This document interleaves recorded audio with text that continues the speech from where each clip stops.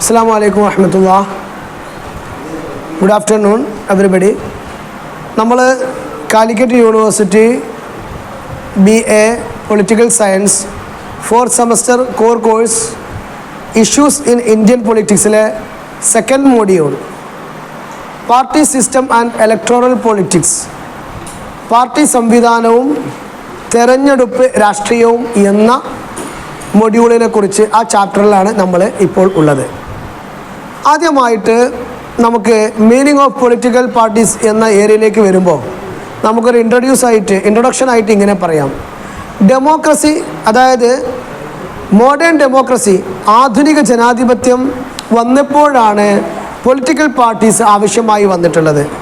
അതിനു മുമ്പ് ഇന്ത്യയിൽ രാജഭരണമായിരുന്നു. ലോകത്ത് പലയിടത്തും ഇങ്ങനെ തന്നെയായിരുന്നു. അപ്പോൾ ഭരണത്തിന് വേണ്ടി ജനങ്ങൾ പൊളിറ്റിക്കൽ പാർട്ടീസിനെ കുറിച്ച് ചിന്തിക്കുകയും അതിൻ്റെ ആവശ്യം ഉടലെടുക്കുകയും ചെയ്തു. 19th സെഞ്ച്വറിയിലാണ് യൂറോപ്പ്, USA എന്നിവിടങ്ങളിലായിട്ട് ആദ്യമായി പൊളിറ്റിക്കൽ പാർട്ടീസ് എമേർജ് ചെയ്തത്, ഉത്ഭവിച്ചത്. പിന്നീട് അതിൻ്റെ മോഡേൺ രൂപം വരാൻ തുടങ്ങി.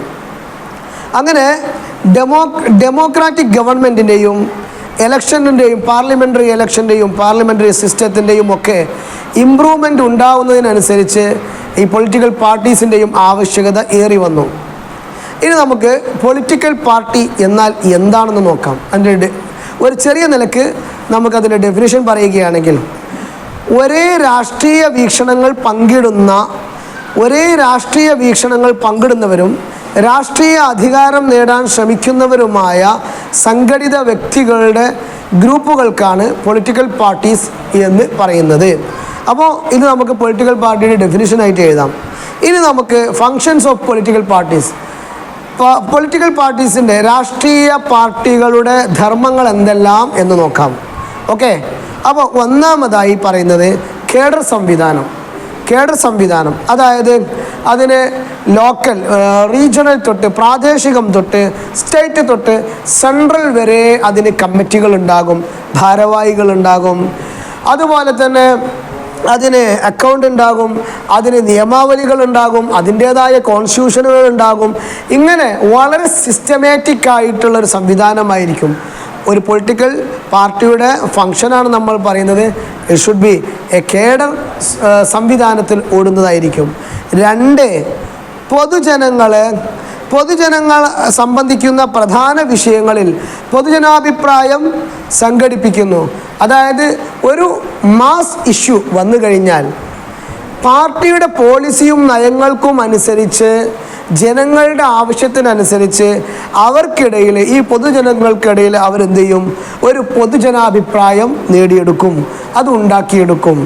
അത് നമുക്ക് ഓരോ പാർട്ടികളെക്കുറിച്ച് ആലോചിച്ചാൽ, ഓരോ കറണ്ട് അഫയേഴ്സ് വരുമ്പോൾ അവർ ചെയ്യുന്ന കാര്യങ്ങൾ ആലോചിച്ചാൽ നിങ്ങൾക്ക് ഈ പോയിൻ്റ് മനസ്സിലാകും. 3rd, തെരഞ്ഞെടുപ്പിനുള്ള കാൻഡിഡേറ്റ്സിനെ അവർ തിരഞ്ഞെടുക്കുന്നു. തെരഞ്ഞെടുപ്പുകളിലേക്കുള്ള ഇലക്ഷനിലേക്കുള്ള കാൻഡിഡേറ്റ്സിന് സ്ഥാനാർത്ഥികൾ എന്ത് ചെയ്യുന്നു? പാർട്ടികൾ തിരഞ്ഞെടുക്കുന്നു.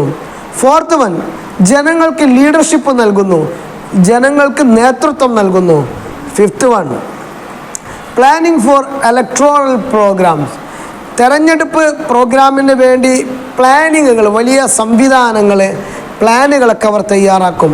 ഇവിടെ എത്ര പൈസകൾ ചെലവഴിക്കണം, ഇവിടെ എങ്ങനെ നമുക്ക് രാഷ്ട്രീയപരമായിട്ടുള്ള ഇലക്ഷൻ ക്യാമ്പയിനുകൾ നടത്തണം എന്നുള്ള നിലക്കൊക്കെ അവരെന്ത് ചെയ്യും? കാര്യങ്ങൾ പ്ലാൻ ചെയ്യും. അടുത്തത്, മെയിൻറ്റെയിനിങ് പാർട്ടീസ് ഡിസിപ്ലിൻ, റിലയബിലിറ്റി, പാർട്ടിയുടെ അച്ചടക്കം, അതേപോലെ തന്നെ വിശ്വസ്തത, ഇവയൊക്കെ നിലനിർത്തുവാനും അതിനു വേണ്ട ശ്രമങ്ങളൊക്കെ നടത്തും. അടുത്തത്, form policies and program and implement after getting power. ഇവർ ധാരാളം നയങ്ങൾ, ഓരോ പൊളിറ്റിക്കൽ പാർട്ടീസും ധാരാളം നയങ്ങൾ ഉണ്ടാക്കിയെടുക്കുകയും അതുപോലെ തന്നെ പ്രോഗ്രാമുകൾ, ഞങ്ങൾ അങ്ങനെ ചെയ്യും ഇങ്ങനെ ചെയ്യും എന്നുള്ള പ്രോഗ്രാമുകൾ ചെയ്യുകയും നടത്തുകയും അവർക്ക് അവതരിപ്പിക്കുകയും അവസാനം പവർ കയ്യിൽ കിട്ടിയതിന് ശേഷം അവർ ഭരണത്തിൽ വന്നതിന് ശേഷം അവർ ഈ പ്രോഗ്രാമുകൾ, ഈ അജണ്ടകൾ, ഈ പോളിസീസ്, നയങ്ങളൊക്കെ എന്ത് ചെയ്യും? ഇംപ്ലിമെൻറ്റ് ചെയ്യും, എക്സിക്യൂട്ട് ചെയ്യും, നടപ്പിലാക്കും. അടുത്തത്, അവയർനെസ് ആൻഡ് പൊളിറ്റിക്കൽ സോഷ്യലൈസേഷൻ. ഇവർ ജനങ്ങളെ ഉത്ബുദ്ധരാക്കും, രാഷ്ട്രീയപരമായി സോഷ്യലൈസേഷൻ നടത്തും. അതിനുവേണ്ടി അവർ ഉപയോഗിക്കുന്നതാണ് സമ്മേളനങ്ങൾ, രാഷ്ട്രീയ സമ്മേളനങ്ങൾ, പൊളിറ്റിക്കൽ സമ്മിറ്റ്സ്, പൊളിറ്റിക്കൽ കോൺഫറൻസുകൾ, അതേപോലെ തന്നെ പൊളിറ്റിക്കൽ ജനങ്ങളെ മൊത്തം കൂട്ടിയിട്ടുള്ള പൊതുസമ്മേളനങ്ങൾ, പ്രചരണങ്ങൾ, ജാഥകൾ, അതുപോലെ പ്രസംഗങ്ങൾ, പ്രഭാഷണങ്ങൾ, തോരണങ്ങൾ, ഇങ്ങനെ ഈ പല കാര്യങ്ങളിലൂടെയായി അവർ അവയർനെസ് ആൻഡ് പൊളിറ്റിക്കൽ സോഷ്യലൈസേഷൻ നടത്തും. ഇനി അടുത്തൊരു ഏരിയ നമുക്ക് ഇന്ത്യയിലെ trends in the party system. നമ്മൾ ഇവിടെ എഴുതി വെച്ചിട്ടുണ്ട് ട്രെൻഡ്സ് ഇൻ പാർട്ടി സിസ്റ്റം അല്ലേ. ഇന്ത്യയിലുള്ള പാർട്ടി സിസ്റ്റത്തിൻ്റെ ട്രെൻഡുകൾ എന്തെല്ലാമാണ് എന്ന് നമുക്ക് പരിശോധിക്കാം. നമുക്കറിയാം ഇന്ത്യൻ പാർട്ടി സിസ്റ്റത്തെക്കുറിച്ച് നമ്മൾ ആലോചിക്കുമ്പോൾ ഇന്ത്യയിലെ ഈ പൊളിറ്റിക്കൽ പാർട്ടിയുടെ വികാസം 19-ാം നൂറ്റാണ്ടിൻ്റെ അവസാനത്തിൽ ബ്രിട്ടീഷ് കൊളോണിയലിസം അവർക്കെതിരെയായിട്ട് ഇൻഡിപെൻഡൻസിനുള്ള പോരാട്ടത്തിൻ്റെ പശ്ചാത്തലത്തിൽ നമ്മൾ INC ഇന്ത്യൻ നാഷണൽ കോൺഗ്രസ് വരുന്നതിലൂടെയാണ്. നമുക്കറിയാം ഇന്ത്യയിലെ സ്വാതന്ത്ര്യത്തിന് വേണ്ടി കൊളോണിയൽ ബ്രിട്ടീഷ് ഇന്ത്യയിൽ നമ്മൾ INC ഏകദേശം 1885-കളിൽ രൂപീകരിക്കപ്പെടുന്നുണ്ട്. ആ സമയത്താണ് സത്യത്തിൽ ഇന്ത്യയിൽ ഒരു പൊളിറ്റിക്കൽ പാർട്ടിയുടെ ചിന്ത അല്ലെങ്കിൽ ഒരു പൊളിറ്റിക്കൽ പാർട്ടി ഉദയം കൊള്ളുന്നത്, ഉത്ഭവിക്കുന്നത് എന്ന് നമുക്ക് പറയാം. അങ്ങനെ പിന്നീട് അതൊക്കെ കഴിഞ്ഞതിന് ശേഷം പിന്നെ ഇന്ത്യൻ പാർട്ടികളിൽ എവല്യൂഷൻ്റെ കാലഘട്ടമാണ്. ഇന്ത്യൻ പൊളിറ്റിക്കൽ പാർട്ടീസിൽ വലിയ വലിയ മാറ്റങ്ങൾ വരുന്നുണ്ട്. ആദ്യം ഉത്ഭവിക്കുന്നു നമ്മൾ ഈ 1885-കളിൽ, പിന്നീട് കാലാനുസൃതം അതിൻ്റെ മാറ്റങ്ങളും ചേഞ്ചുകളും എവല്യൂഷനുകളാണ്. നമുക്ക് ആ ചേഞ്ചുകളിലേക്കൊന്ന് എത്തി നോക്കാം. അതായത് ഇനി നമ്മൾ പറയുന്നത് ഇന്ത്യയിലെ പൊളിറ്റിക്കൽ പാർട്ടീസ് അല്ലെങ്കിൽ പൊളിറ്റിക്കൽ പാർട്ടീസിൻ്റെ അല്ലെങ്കിൽ ഇന്ത്യൻ പാർട്ടി സിസ്റ്റത്തിൻ്റെ എവല്യൂഷൻസ്, ചേഞ്ചുകൾ, മാറ്റങ്ങൾ. ഫസ്റ്റ് സ്റ്റേജ് നമുക്ക് പറയാനുള്ളത് 1885 to 1904, 1885 മുതൽ 1904 വരെ ഉള്ള പീരീഡാണ്. ഇത് സത്യത്തിൽ ഇന്ത്യൻ നാഷണൽ കോൺഗ്രസിൻ്റെ ഒരു പീരീഡായിട്ട് നമുക്ക് പറയാൻ പറ്റും. ഇവിടെ centre of the national freedom സ്ട്രഗിളിൻ്റെ, നമ്മളുടെ ദേശീയ സ്വാതന്ത്ര്യ സമരം നേടുവാനുള്ള അതിൻ്റെ ഒരു ഭാഗമായിക്കൊണ്ട് INC രൂപീകരിച്ചു. INC became the venue of reformers at this period. ഈ സമയത്ത് വലിയ വലിയ നവോത്ഥാന നായകരുടെ മാത്രം ഒരു വേദിയായി മാറുകയാണ് ഇന്ത്യൻ നാഷണൽ കോൺഗ്രസ്. ഈ സമയത്ത് INC influenced only the upper class societies. Upper class, ഉന്നത ജാതരായ, ഉന്നത കുലരായ ആൾക്കാർ മാത്രമാണ് ഈ സമയത്ത് INCക്ക്, ഇന്ത്യൻ നാഷണൽ കോൺഗ്രസിലേക്ക് ഇങ്ങോട്ട് അട്രാക്റ്റ് ചെയ്യാൻ കഴിഞ്ഞത്. എന്നാൽ ഇതാണ് ഫസ്റ്റ് ഘട്ടമെങ്കിൽ, രണ്ടാം ഘട്ടത്തിലേക്ക് സെക്കൻഡ് സ്ഫിയറിലേക്ക് നമ്മൾ നോക്കുകയാണെങ്കിൽ ഇത് 1905 to 1918, 1905 മുതൽ 1918 വരെയുള്ള കാലഘട്ടമാണ്. ഈ സമയത്ത് INC became the part of most awareful professionals. വളരെ ഉത്ബുദ്ധരായ, പ്രബുദ്ധരായ പ്രൊഫഷണൽസിൻ്റെ വേദിയായി മാറുകയാണ് ഈ കാലഘട്ടത്തിൽ Indian national Congress. INC became more national natural party. ഈ സമയത്ത് ഇന്ത്യൻ നാഷണൽ കോൺഗ്രസ് കൂടുതൽ ദേശീയ സ്വഭാവമുള്ള പാർട്ടിയായി തീർന്നു. INC, but unfortunately this time INC fell in this period in the British policy of divide and rule. ബ്രിട്ടീഷുകാരുടെ അവരുടെ വളരെ മോശപ്പെട്ട നമ്മുടെ ഇന്ത്യ മഹാരാജ്യത്തിലേക്ക് നമുക്കൊക്കെ ഏറ്റവും വലിയ ആപ്പൽക്കരമായ അവരുടെ ഒരു നയം, ഡിവൈഡ് ആൻഡ് റൂൾ പോളിസി, ഭിന്നിപ്പിച്ച് ഭരിക്കുക എന്ന പോളിസിയിൽ INC ഈ സമയത്ത് വീണുപോയി എന്നാണ് ചരിത്രകാരന്മാർ നമുക്ക് കാണിച്ചു തരുന്നത്. Which caused for the emergence of Hindu Mahasabha, Muslim league, അതേപോലെ തന്നെ അകാലിദൾ. ഈ സമയത്ത് ഇങ്ങനെ വർഗീയമായ, മതകീയമായ പൊളിറ്റിക്കൽ പാർട്ടീസിൻ്റെ അല്ലെങ്കിൽ സംഘടനകളുടെ ഉത്ഭവത്തിലേക്ക് ഈ ബ്രിട്ടീഷുകാരുടെ ഡിവൈഡ് ആൻഡ് റൂൾ പോളിസി കാരണമായി തീർന്നു എന്നു മാത്രമല്ല നമ്മുടെ INC ഇതിൻ്റെയൊക്കെ ഒരു ചട്ടുകമായി തീർന്നു. നമുക്കറിയാം ഹിന്ദു മഹാസഭ, മുസ്ലിം ലീഗ്, അതേപോലെ തന്നെ അകാലിദൾ ഒക്കെ ഇതിൽപ്പെട്ട പാർട്ടികളാണ്. ഇനി നമുക്ക് തേർഡ് സ്പിയർ, ഇന്ത്യൻ പൊളിറ്റിക്കൽ പാർട്ടീസിൻ്റെ മൂന്നാമത്തെ ഘട്ടം പരിശോധിച്ച് നോക്കുമ്പോൾ 1919 മുതൽ 1947, ദാറ്റ് മീൻസ് നമുക്ക് ഫ്രീഡം ലഭിക്കുന്ന ആ സമയം വരെയാണ്. ഈ സമയത്ത് നമുക്ക് ഒരു മാസ് മൂവ്മെൻറ്റ് പീരീഡ് എന്ന് വിളിക്കാം. അതായത് 1915 when Gandhiji came in front of the first row of freedom struggle, freedom സ്ട്രഗിളിൻ്റെ ഒന്നാം നിരയിലേക്ക് ഗാന്ധിജി 1915 കടന്നു വരലോടുകൂടെ നമ്മുടെ INCക്ക് ഒരു പൊതുമുഖം, ഒരു മാസ് സ്പിയർ, ഒരു മാസ് സ്പേസ്, ഒരു പൊതുജനങ്ങളുടെ മൊത്തത്തിലുള്ളൊരു മുഖം കൈവരിക്കുകയായിരുന്നു. That time INC attracted different vivid types of people, caste, creeds and classes. വ്യത്യസ്ത ജനതയെ, വ്യത്യസ്ത ക്ലാസ്സുകളെ, കാസ്റ്റുകളെ, വ്യത്യസ്ത കുലത്തെ, വ്യത്യസ്ത റിലീജിയനെ, എല്ലാത്തിനെയും ഗാന്ധിജിയുടെ ബഹുസ്വരമായ മുഖത്തിലൂടെ INC ഈ ബഹുജന ഒരു മാസ് മൂവ്മെൻ്റ് ആക്കി INCയെ മാറ്റിയെടുത്തു എന്ന് നമുക്ക് പറയാൻ കഴിയും. അങ്ങനെ അവരുടെ ലക്ഷ്യം, എനിവേ INCയുടെ ഇന്ത്യൻ നാഷണൽ കോൺഗ്രസ് എന്തിനു വേണ്ടിയായിരുന്നോ ഉടലെടുത്തത്? ഫ്രീഡം ഓഫ് ഇന്ത്യ, ഇന്ത്യയുടെ സ്വാതന്ത്ര്യത്തിന് വേണ്ടിയായിരുന്നു. ആ ലക്ഷ്യം അവർ 1947 കൈവരിക്കുന്നതോടുകൂടെ സത്യത്തിൽ അവർ ലക്ഷ്യം സാക്ഷാത്കരിച്ചു കഴിഞ്ഞിരുന്നു. ഇനി ശരിക്കും INC കുഴിച്ചു മൂടണോ അല്ലോ മുന്നോട്ട് പോകണോ? സ്വാഭാവികമായും രണ്ടഭിപ്രായക്കാരായിരുന്നു. എന്നാൽ മഹാനായ നമ്മുടെ രാഷ്ട്രപിതാവ് ഗാന്ധിജി പറഞ്ഞത്, ഇന്ത്യൻ നാഷണൽ കോൺഗ്രസിനെ നമുക്ക് ഒരു ജനസേവന സംഘടനയാക്കി നിലനിർത്താം, അതിനെ കുഴിച്ചു മൂടേണ്ട. എന്നാൽ നെഹ്റുജിയെ പോലെയുള്ളവർ പറഞ്ഞത് ഒരു പൊളിറ്റിക്കൽ പാർട്ടിയായി തന്നെ മുന്നോട്ട് പോകണം. കാരണം രാഷ്ട്രത്തിലേക്ക് സ്വാതന്ത്ര്യം നേടിക്കൊടുത്ത ഈ പാർട്ടി സ്വാതന്ത്ര്യത്തിന് മാത്രം നമ്മൾ ഒതുങ്ങിയാൽ പോരാ, ഇനിയും ധാരാളം ഡെവലപ്മെൻറ്റ്സും പ്രോഗ്രസ്സും ഒക്കെ ഈ പാവപ്പെട്ട ജനതയ്ക്ക് നേടിക്കൊടുക്കാനുണ്ട്. അതിന് INC ഒരു പൊളിറ്റിക്കൽ പാർട്ടി തന്നെയായി മുന്നോട്ട് നീങ്ങണം. അങ്ങനെ നെഹ്റുവിൻ്റെ അഭിപ്രായത്തിലാണ് പിന്നീട് INC ഒരു പൊളിറ്റിക്കൽ പാർട്ടിയായിട്ട് നമ്മുടെ സ്വതന്ത്രാനന്തര ഇന്ത്യയിൽ കടന്നു വരുന്നത്. ഓക്കെ, ഇനി നമുക്ക് പറയാനുള്ളത് അടുത്ത ഘട്ടം സ്വാതന്ത്ര്യാനന്തര ഇന്ത്യയിലെ ഘട്ടമാണ്. ആഫ്റ്റർ ഇൻഡിപെൻഡൻസ് പീരിയഡ് എന്ന് വേണമെങ്കിൽ നമുക്ക് പറയാം. അതായത് after independence period of political parties in India, ഇന്ത്യയിലെ രാഷ്ട്രീയ പാർട്ടികളുടെ സ്വതന്ത്രാനന്തര പീരീഡിന് ശേഷമുള്ള കാലഘട്ടം, സ്വതന്ത്രാനന്തര കാലഘട്ടം അതാണ് പറയുന്നത്. നമ്മൾ ഇത് നോക്കുമ്പോൾ സ്വാതന്ത്ര്യ സമര പോരാട്ട പാരമ്പര്യത്തിൽ കോൺഗ്രസ് പ്രബലമായ ഒരു പൊളിറ്റിക്കൽ പാർട്ടിയായി മാറി.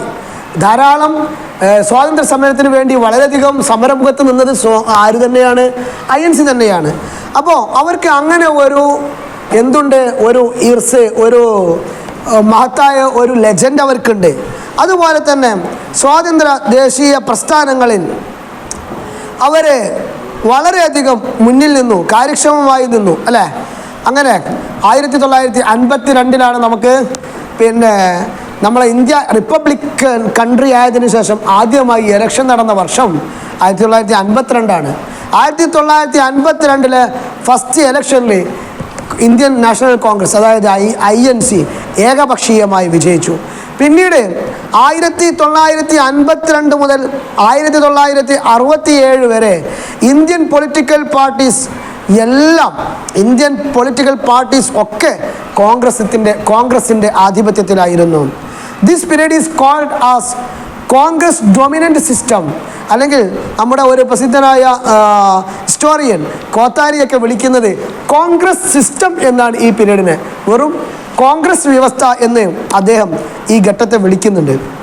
അതായത് 1967 നടന്ന 4ാമത്തെ പൊതു തെരഞ്ഞെടുപ്പ് വരെ കോൺഗ്രസ് മാത്രമാണ് എല്ലാ സ്റ്റേറ്റുകളിലും അതുപോലെ തന്നെ സെൻട്രലിലും ഭരണം നേടിയതും വൻ ശക്തിയായി നിലകൊണ്ടതും. എന്നാൽ 1967 നടന്ന 4ാം പൊതു തെരഞ്ഞെടുപ്പിൽ എല്ലാ സ്റ്റേറ്റിലും പല സ്റ്റേറ്റുകളിലും കോൺഗ്രസിന് എതിരെ സഖ്യങ്ങൾ രൂപപ്പെടുകയും അങ്ങനെ ഏകദേശം വലിയ ഒരു 8ഓളം സ്റ്റേറ്റുകൾ കോൺഗ്രസിന് എതിരായി എതിരെയായിട്ട് ഇലക്ഷനിൽ നിന്നു. അപ്പോൾ 1967 വരെ വലിയ ആധിപത്യം കോൺഗ്രസ് സൃഷ്ടിച്ചു, കോൺഗ്രസ് നടത്തി. എന്നാൽ 1952, 57, 62 ഇവയിലൊക്കെ എല്ലാ സംസ്ഥാനങ്ങളിലെ നിയമസഭകളിലും അതുപോലെ തന്നെ സെൻട്രലിലും മികച്ച ഭൂരിപക്ഷം നേടിയെങ്കിലും പിന്നീട് അങ്ങോട്ട് കോൺഗ്രസിൻ്റെ തകർച്ചയാണ്. അതാണ് നമുക്ക് അടുത്ത ഒരു സ്റ്റേജ് പറയാനുള്ളത്.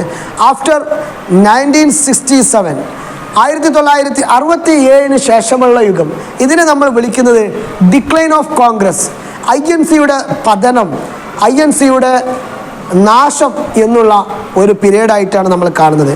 1967 ശേഷമുള്ള election made structural change in Indian political system. Indian രാഷ്ട്രീയ വ്യവസ്ഥയിൽ ഘടനാപരമായ വലിയ മാറ്റം 1967 ശേഷമുള്ള ഇലക്ഷൻ കൊണ്ടുവന്നു. ഡൊമിനൻ്റ് പാർട്ടി സിസ്റ്റത്തിൽ നിന്നും കോമ്പിറ്റൻ്റ് പോളിസിയിലേക്ക് അല്ലെങ്കിൽ കോമ്പിറ്റൻ്റ് പൊളിറ്റിക്സിലേക്ക് ഇന്ത്യൻ പൊളിറ്റിക്കൽ സിസ്റ്റം മാറുകയായിരുന്നു. അതായത് ആരെങ്കിലും ഒരാൾ മാത്രം സ്വേച്ഛാധിപതിയായി അല്ലെങ്കിൽ ഡൊമിനൻ്റായി നിൽക്കുന്ന സിസ്റ്റത്തിൽ നിന്ന് പരസ്പരം മത്സരിക്കുന്ന ഒരു രാഷ്ട്രീയ അവസ്ഥയിലേക്ക് ഇന്ത്യൻ പൊളിറ്റിക്സ് മാറുകയായിരുന്നു. അപ്പോൾ സ്റ്റേറ്റ്സിലൊക്കെ കോൺഗ്രസിൻ്റെ ഡൊമിനൻസ് ഡിക്ലൈൻ ചെയ്യാൻ തുടങ്ങി. Congress representation in the state governments getting declined, അത് തകരാൻ തുടങ്ങി. അങ്ങനെ 1967, നേരത്തെ സൂചിപ്പിച്ച പോലെ 1967 4th ഇലക്ഷനിൽ ഇത് വളരെ വ്യക്തമായി ഈ റിയാലിറ്റി കാണിക്കുക തന്നെ ചെയ്തു. അങ്ങനെ 1967 പബ്ലിക് ഇലക്ഷനിൽ കോൺഗ്രസ് എഗനിസ്റ്റ് അലിയൻസുകൾ, കോൺഗ്രസിനെതിരെയുള്ള സഖ്യകക്ഷികൾ ഉണ്ടായിത്തീർന്നു. അങ്ങനെ 14 സംസ്ഥാനങ്ങളിൽ നിന്ന് 8ഓളം സംസ്ഥാനങ്ങളിൽ കോൺഗ്രസിന് ഭരണം നഷ്ടപ്പെട്ടു. ഏതെല്ലാമായിരുന്നു? Bihar, West Bengal, Orissa, Tamil Nadu, Punjab, Rajasthan, Kerala, UP. ഇവിടെയൊക്കെ സ്റ്റേറ്റ് ലെവലിൽ കോൺഗ്രസിന് INCക്ക് ഭരണം നഷ്ടപ്പെട്ടു. നാഷണലി കോൺഗ്രസ്, സെൻട്രലിൽ കോൺഗ്രസ് വിജയിച്ചുവെങ്കിലും അവിടെ ഇന്ദിരാഗാന്ധിയാണ് അന്ന് പ്രൈം മിനിസ്റ്ററായി വന്നത്. ഇന്ദിരാഗാന്ധി ഇന്ത്യക്ക് സുന്ദരമായ ഭരണം കാഴ്ചവെച്ചുവെങ്കിലും സെൻട്രലൈസ്ഡ് ഡെസിഷൻസ് ആയിരുന്നു അവരുടേത്. ഒരു കേന്ദ്രീകൃതമായ തീരുമാനങ്ങൾ അവർ മൊത്തത്തിൽ സ്വന്തം പ്രതിച്ഛായക്ക് കൂടുതൽ ഊന്നൽ നൽകി. അവരെക്കുറിച്ചുള്ള ക്രിറ്റിസിസം ഇങ്ങനെ ഹിസ്റ്റോറിയൻസ് കൊണ്ടുവത്തിക്കുന്നു. അതേപോലെ തന്നെ അവർ പവറിന് സെൻട്രലൈസേഷൻ ഓഫ് പവർ നടത്തി. അതിലെ ഏറ്റവും വലിയ സംഭവമാണ് നമ്മളിതുവരെ ഇന്ത്യയിൽ കാണാത്ത എമർജൻസി പീരീഡ്. ലോകത്ത് ആദ്യമായി 1975 നമ്മുടെ ഇന്ത്യൻ പ്രൈം മിനിസ്റ്റർ ഇന്ദിരാഗാന്ധി കൊണ്ടുവന്നു. അപ്പോൾ ഇതോടുകൂടെ ഭവതിയുടെ ജനപ്രീതി കുറഞ്ഞു, INCയുടെ ജനപ്രീതി കുറഞ്ഞു. അങ്ങനെ 1979 സെൻട്രലും മറ്റ് നേരത്തെ നമ്മൾ നേരത്തെ പറഞ്ഞ 67 സെൻട്രൽ കിട്ടിയിരുന്നെങ്കിലും സ്റ്റേറ്റിലൊക്കെ പോയിട്ടുള്ളായിരുന്നു, സെൻട്രൽ കിട്ടിയിരുന്നു. പക്ഷേ ഈ എമർജൻസി പീരീഡിന് ശേഷമുള്ള ഇലക്ഷനായ 1979 സെൻട്രൽ അടക്കം കോൺഗ്രസ് പുറത്തു നിൽക്കേണ്ടി വന്നു. കോൺഗ്രസ്സിന് ഭരിക്കാൻ കഴിഞ്ഞില്ല, കോൺഗ്രസിൽ നിന്ന് ഭരണം നഷ്ടപ്പെട്ടു പോയി. ഇനി നമുക്ക് പറയാനുള്ളത് പ്രാദേശിക പാർട്ടികളുടെ ഉദയകാലഘട്ടമാണ്. അതായത് റീജിയണൽ പാർട്ടീസിൻ്റെ ഉത്ഭവ കാലഘട്ടം, emergence of regional political parties in India. Okay, അത് നമുക്ക് നോക്കാം. 1980 മുതൽ ഇന്ത്യയിൽ ഒരു പുതിയ പ്രവണത കാണാൻ തുടങ്ങി. അതെന്താ? കൂണുപോലെ നിരവധി റീജിയണൽ പാർട്ടീസുകൾ, പ്രാദേശിക പാർട്ടി, അതായത് കേരളത്തിൽ തന്നെ 4ഉം 5ഉം പാർട്ടികൾ, തമിഴ്നാട്ടിൽ വേറൊരു 5-6 പാർട്ടികൾ, അങ്ങനെ ഓരോ സ്റ്റേറ്റുകളിലും ധാരാളം പാർട്ടികൾ വരാൻ തുടങ്ങി. നിരവധി പ്രാദേശിക പാർട്ടികൾ സംസ്ഥാന സർക്കാർ രൂപീകരിക്കാൻ തുടങ്ങി. അങ്ങനെ ജമ്മു കാശ്മീരിൽ നാഷണൽ കോൺഫറൻസ് അല്ലേ, ഫാറൂഖ് അബ്ദുള്ളയുടെ ഉപ്പയുടെ നേതൃത്വത്തിൽ ജമ്മു കാശ്മീരിൽ നാഷണൽ കോൺഫറൻസ്, വെസ്റ്റ് ബംഗാളിലും ത്രിപുരയിലും CPIM, അതുപോലെ ആന്ധ്രാപ്രദേശിൽ TDP, അതായത് തെലുങ്കാന അല്ലേ, തെലുങ്ക് ദേശം പാർട്ടി, ഓക്കെ. അതേപോലെ തന്നെ CPIM അല്ലേ, ആരുടേത്? CPIM എവിടെ? ത്രിപുരയിലും വെസ്റ്റ് ബംഗാളിലും. കർണാടകയിൽ ജനതാദൾ. ഇങ്ങനെ കുറേ റീജിയണൽ പ്രാദേശിക പാർട്ടികൾ രൂപം കൊണ്ടു. പിന്നെ ഇന്ത്യൻ ഫെഡറലിസത്തിലേക്ക് ഒരു പുതിയ രൂപം ഈ സമയത്ത് സംഭവിക്കുകയായിരുന്നു. നേരത്തെ സെൻട്രലും INC, സ്റ്റേറ്റിലും കേരളത്തിലും ഓരോ സ്റ്റേറ്റിലും ആര് തന്നെ INC തന്നെ. എന്നാൽ ഇവിടെ അങ്ങനെയല്ല. ഇവിടെ ഭരിക്കുന്നത് ഈ സമയം 1980-കൾക്ക് ശേഷം സ്റ്റേറ്റിൽ വേറെ ടീം, സെൻട്രൽ വേറെ ടീം, അങ്ങനത്തെ ഒരു അവസ്ഥയിലേക്ക് വന്നു.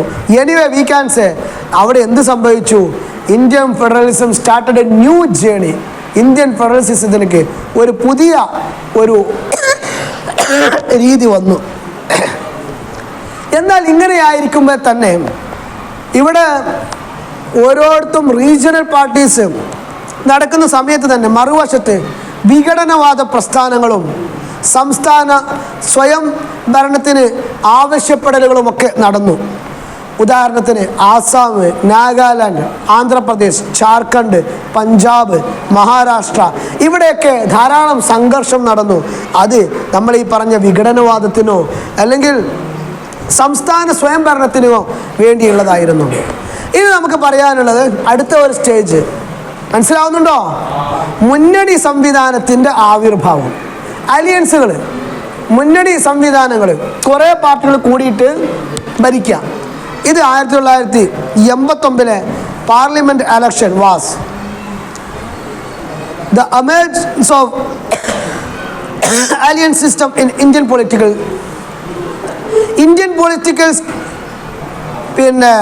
പൊളിറ്റിക്കൽ സിസ്റ്റത്തിൽ 1989 പാർലമെൻറ്റാണ് ശരിക്ക്, പാർലമെൻറ്റ് ഇലക്ഷനാണ് സത്യത്തിൽ ഇങ്ങനെയുള്ള ഈ മുന്നണി സംവിധാനത്തിൻ്റെ ആവിർഭാവം നടക്കുന്നത്. 1989 ലോകസഭാ